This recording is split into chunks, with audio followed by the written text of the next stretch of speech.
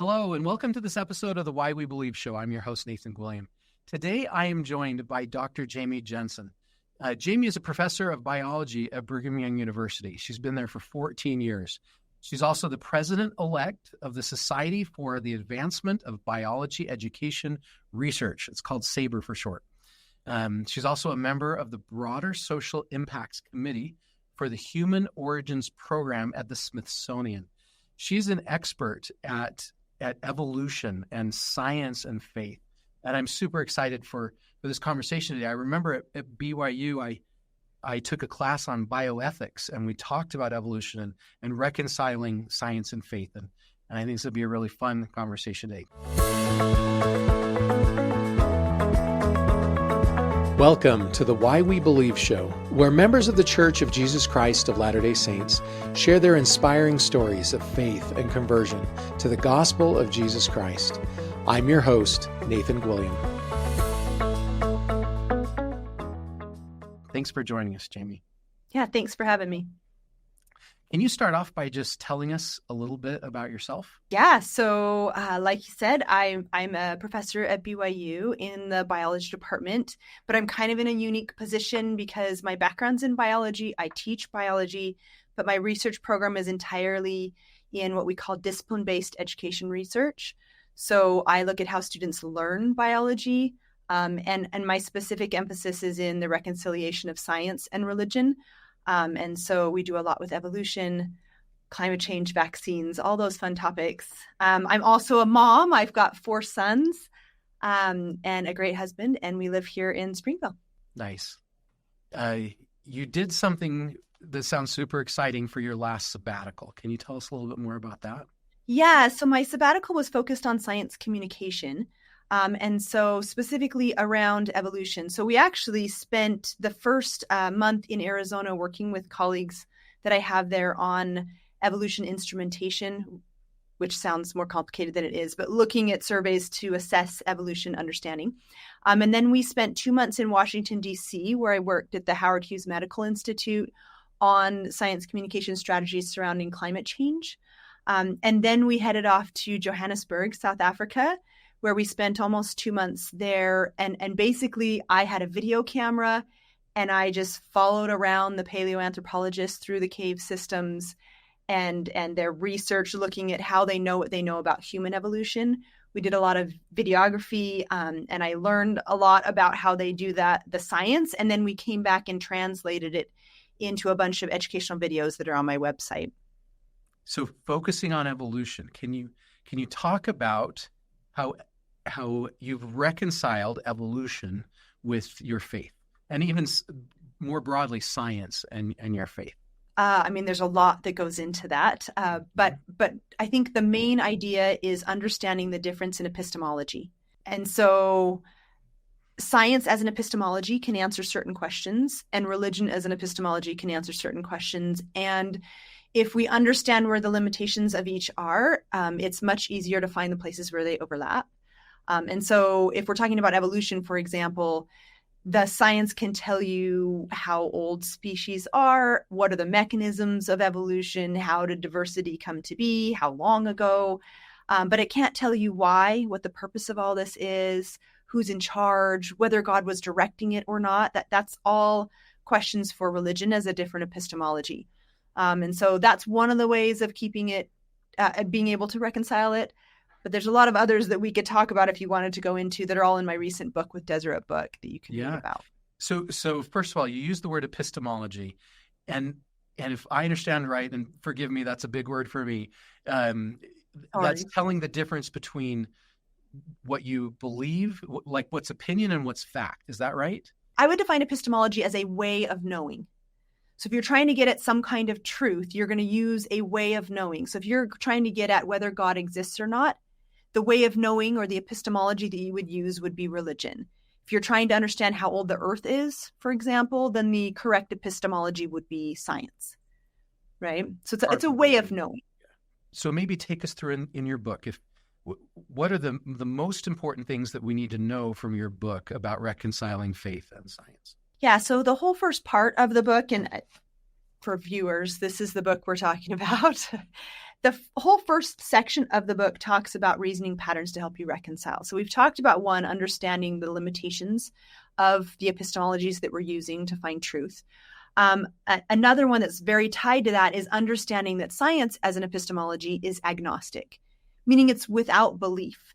So science can tell you, what's happening. It can show you the evidence, but there's no value statements or belief judgments that come out of science. And so whether or not God was involved, for instance, not a question for science. The most appropriate way to say it is that evolution happened and we have no idea whether God was involved in the process or not.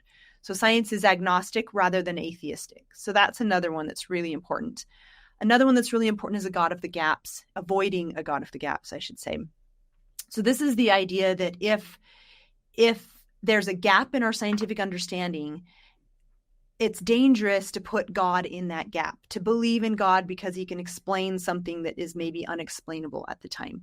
So a great example of that was way back during ancient Greece. They had all of these gods. They would explain lightning and storms and, famines and things that were happening. And once science figured out an explanation for that, those gods disappeared. And so as members of the church who believe in God, we need to make sure we believe in God for the reasons that we should, rather than, it explains why whales are in the ocean and they still breathe and give life birth. That's not something where you should be like, that's where my belief belongs. Because then when science comes along and shows you the evolution of whales, that can be dangerous for your belief system. And we see it all the time with all kinds of things where arguments are made that life is too complex. Therefore, God had to intervene and do it outside of the realm of science, or when we're debating, where did the Book of Mormon take place? It's fun to debate, but that's not where you want to stake your testimony. You want to stake your testimony on spiritual evidence, that you felt God in your life, that you've heard him speak to you, that you've had the personal revelation. That kind of evidence isn't touched by science. And then once you have a testimony based on that, then as I look around me, just like Alma said, as I look around, even the motions of the planets testify that there is a God, but only after I've built my testimony on spiritual evidence. Yeah. So that's another one. Another really big one is being comfortable with uncertainty. So that's something that as scientists, we're not very good at teaching, right? I know I came out of high school thinking that everything we knew about biology was in the textbooks and there was nothing more to learn. And as I went through graduate school, I realized how much we do not know, how much we're uncertain about. And so we see that uncertainty all the time with the COVID pandemic. There was all kinds of uncertainty. There were things we were certain about. We knew that it was a virus. We know how viruses behave. We know that vaccines are good ways of preventing viral spread. But the details of COVID was anybody's guess. And there was a lot of uncertainty. And people tend to be uncomfortable with that. But there's a lot of uncertainty in religion as well. I don't think any of us would claim we know everything there is to know about the gospel. And being uncertain is okay. I can't tell you how many times I get students who come into my office who are questioning things and they're feeling like they're on the slippery slope to where because they don't know for sure. And I have to reassure them that being uncertain is okay. It's okay that you don't know right now. There's a lot that we need to learn on both sides. Right. And I think it was President Nelson in the dedication of our building said that there's no conflict between science and religion. Usually the conflict comes from an incomplete knowledge of one or the other or both. So being patient with that is a great way to reconcile things eventually. So those are some to have you chew on. Those are great points. You've talked about where our faith does not belong and some of these points where we shouldn't put our faith. Where should we put our faith? Where does it belong? It belongs it's backed by spiritual evidence. So we have faith that Christ is our Savior. And that's not something that science can help us even figure out, right? We have faith that Christ atoned for our sins. We have faith that we can be redeemed, that we can be forgiven. We have faith that the prophet is a living head of the church and is speaking to God on our behalf. Those are the kinds of things you have faith in. But the evidence that confirms that, just like the Book of Mormon, right? In Moroni, he sets up a scientific experiment, right? If you want to know if this book is true, you have to pray about it. And then the Lord will manifest the truth of it unto you. But how is that manifested? It's not any kind of physical, tangible evidence that I can then share with my neighbor, right? It's intangible, spiritual revelation where he speaks to your soul, and that's something that everybody can receive.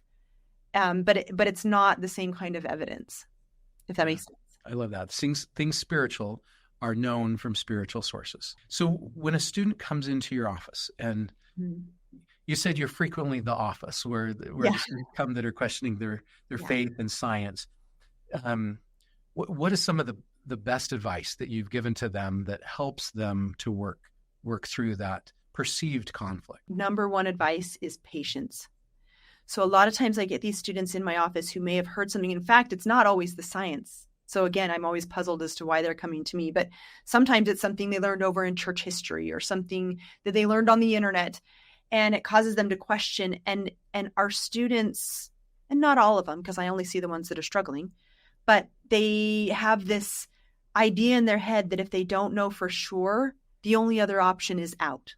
I'm out, right? And so my biggest advice always to them is like, hey, pause, take a breath. There's probably some information you're lacking. And that's maybe not easy information that I can give you. It's maybe some hard sought praying and studying that you need to do, but it's much better to just sit in that agnostic realm. I really don't know. And that's okay, rather than deciding it must be false. Because if you don't have the evidence, that doesn't mean it's not true, right? There's that saying that the absence of evidence is not evidence of absence. It's not how it works. If you don't have the evidence yet, it doesn't mean it's not true. It just means you don't have the evidence yet. I love that. Well, and also, if by definition, if we don't know absolutely it's true, then it's false, there's no room in there for faith. Because if we know for sure, we don't have faith. And there has to come a point where we're choosing to believe. We're choosing to live our lives in accordance with something that we don't know, but we believe. And that's really the only way we can make that spiritual progress is to have the faith in the things that we don't know. And then after the trial of the faith, then we get the spiritual witnesses. And I think that's something that I plead with all of my colleagues that, hey, if there's anything you could teach them, even over in religion, I just did a workshop over there last week. And my one plea was that help them understand that there is uncertainty and that uncertainty is okay. That they can be okay not knowing everything yet. That is the biggest issue that students have. And I think part of it stems from it's kind of our church culture, right? And I talk to my students about this, where, we're raised to, when we're 7, go up to the pulpit in front of hundreds of people and say, I'd like to bear my testimony. I know this church is true. And I think you're 7. Do you really know this church is true? But we're taught to say, like, I know, because if you don't, you're in trouble somehow. You're on your way out. And I wish we would teach our children to say, I'd like to bear my testimony. I think these things are true. Like, I believe my parents. I believe it's true. I feel like but at 7, especially, to be more tentative about what we know and don't know, so that when you don't know later, it's not such a crisis of your faith. Yeah, that's right. Can you tell us about one of the hardest things you've had to go through in your life and how your faith helped you through it? I have a hard time with feeling the Spirit. That's a terrible thing to say, but I have a hard time with the traditional way of that burning in your bosom. I'm not a real emotional person, and feelings are hard for me. And so for me to feel the Spirit, I'm always questioning myself of whether I just thought about it. Is that my own thoughts, right? And so for me, I've learned over the years that the way that I feel God speaking to me, the way that I know He's speaking to me, is totally through logic. It's through science. That's the language that I understand. And I do believe that Christ descends to my level to help me understand the way that I understand. And so I can think of several instances. One where before I met my husband, I was engaged to somebody else. And I remember praying about it and thinking I'd felt that feeling. But about 2 months into our engagement, I realized I'd made a mistake, but I couldn't explain why, because I couldn't understand, right, what the reason was. And that was a really big trial of my faith, that why would the Lord tell me it was okay to marry this guy and then tell me later that it was not? And I broke his heart and broke up with him. But later I met my husband, and it all makes sense now in retrospect. Yeah. But there have been lots of instances since then where, again, I struggle with, so when I was pregnant, after my first child was born, I got pregnant with my second, kind of a little bit by accident. So I was in graduate school and not planning on having a bunch of toddlers running around. And I almost lost him at about 20 weeks. About 20 weeks. I almost lost him. I woke up in a big pool of blood. It was like he was gone, and we were rushing to the hospital. And that's when they diagnosed me with placenta previa, and it was a big mess. But I had all kinds of things. I had a succenturiate lobed placenta, which means basically it was an octopus. And there were all kinds of problems with that pregnancy. And after I had him, I almost died in childbirth with both my first and my second. And when we actually kept him, it was amazing. He was amazing when we got to the hospital and they put that ultrasound wand on there and there was a little heartbeat. And I thought, oh my gosh, how is he still there? But he was still there. And when I had him, after that, they diagnosed me with what's called Asherman syndrome. And it's a disease where your uterus grows scar tissue so intensely that there's no opening for a baby to grow. So I'd had it before. So that's why when I got pregnant with my second, he implanted right at the bottom and grew this weird octopus because there was so much scar tissue in there. And it's a miracle that I got him at all. But after that, they told me basically your chances of having more children is pretty low with this condition. And I went to the Lord, right? Saying, okay, how do I navigate this? And my answers came through the Lord helping me find the right science. For me, it wasn't this like touchy feely, it's going to be okay. That's not how I feel the Spirit. It was, look at this article. Look at this expert that's in Brazil that's studying this. Look at this doctor who's in California who's an expert on the surgery. And we did our homework and we found the right angels here on earth to help me. And we went and had surgery after surgery, and by the right people that I 100% believe the Lord directed me to find the right people to treat it. And we have 2 more kids, right? That are miracles after that. And so I think for me, I constantly am struggling with how do I feel the Spirit? But as I've gotten older, I've realized it's just different than a lot of people. It's not how it's described in the scriptures as the burning in the bosom. It's just not how I feel the Spirit. Well, we're all given different gifts, right? And God needs different people with different gifts to build his kingdom in different ways, right? There's people gifted with music that are going to feel the Spirit through music and change the world through music. There's people that are gifted with science and are going to change the world with science. And how you're connecting with God is through that gift that he gave you. Yeah. I love it. Thank you so much for sharing that. Jamie, can you please share with us how you first came to know and believe that these things were true? So I grew up in a household where my mother was a convert. She joined the church in college. She came to BYU as a non-member. She actually joined for cheaper tuition. Don't tell anyone. But then she joined and got converted. And so for her, she didn't grow up in the traditional Mormon home.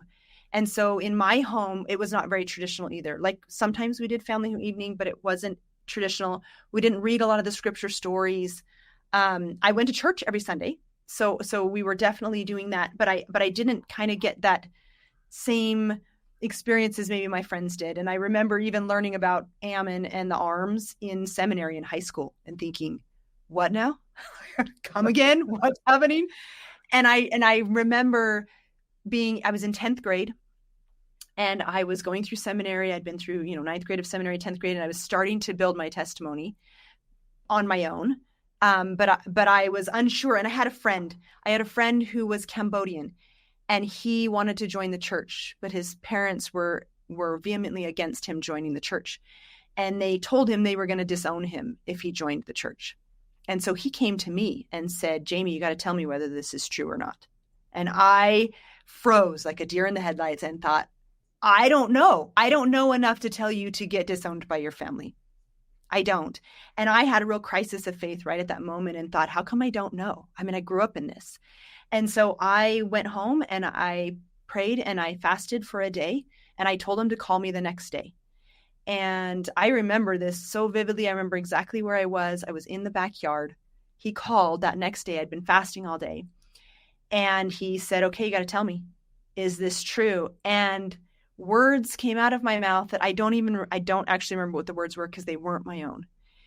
But I was so sure that the church was true, that the gospel was real, that Jesus was my savior. And I laid it out for him. And that was the first moment where I really felt like almost like it wasn't me. It really wasn't me. It was something that the Lord was speaking to me. And that was where my testimony started. And that was in 10th grade. I was 15, almost 16. I love it. Thank you so much for sharing. Since then, is there an experience that you've had as a mother who sent boys on missions? As you've continued to develop that faith, is there a story you'd like to share that has even deepened that testimony? I mean, I have 2 kids now that have gone on missions. My oldest served in Texas, and my second is in Arizona right now. He's been out 15 months. That's where he actually has aunts and uncles and grandparents in his mission. And I think that experience, sending boys on missions, has been a true faith-promoting experience. I think with my oldest, I didn't know what to expect, and he went on his mission, and I was kind of, oh my gosh, if he's going to watch this, I was kind of happy to see him go. He was a teenager, and you were excited for the opportunity for growth. I was excited for the opportunity of growth. That's right. And I was like, go, let's do this. And it was great. And he had just an amazing experience, and it changed who he is. And it was so much for the better. And coming home, when he came home, I thought, wow, this is amazing. This is an amazing opportunity. I knew it was before. I knew it even more then. My second child has some medical issues. He's got some autoimmune diseases. And so as it came time for him to serve, he really wanted to serve. And we actually made him wait. When he graduated from high school, I made him wait. I made him not go to college, not go on a mission. Let's just work and have some safe failure and just make sure that he's independent enough that he can function on his own. And he was wonderful. For 6 months, he really showed that he was mature enough to do this. So we approached the bishop and stake president and said, he really wants to serve. And there was a lot of hesitation not with the bishop and stake president, but with the church office building. And, they're checking their boxes, and he's got some health issues. And so they came back to us and said, we really think that he should, if anything, just serve a service mission and not leave home. And he was really kind of bummed about that. He really wanted the opportunity to do what his brother had done. And so we pushed back a little. And through that process of pushing back and kind of negotiating with the church, negotiating with the Lord and what is right for him, all of a sudden, what seemed like a sacrifice, I'm sacrificing 2 years without my child sacrificing 2 years of his life, all of a sudden became a privilege. That this was something he wanted to do, and this was something that he might not get to do. And for me, it was a whole new perspective on service, that it's not a sacrifice.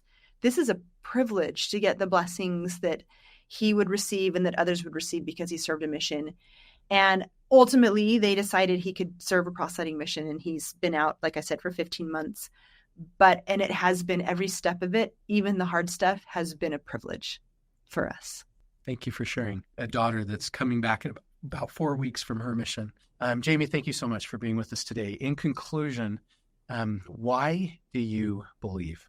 Excellent question. And I'm going to relate it to my field of expertise. So why do I believe that gravity is real? Why do I believe that the earth is round? Why do I believe that animals evolved?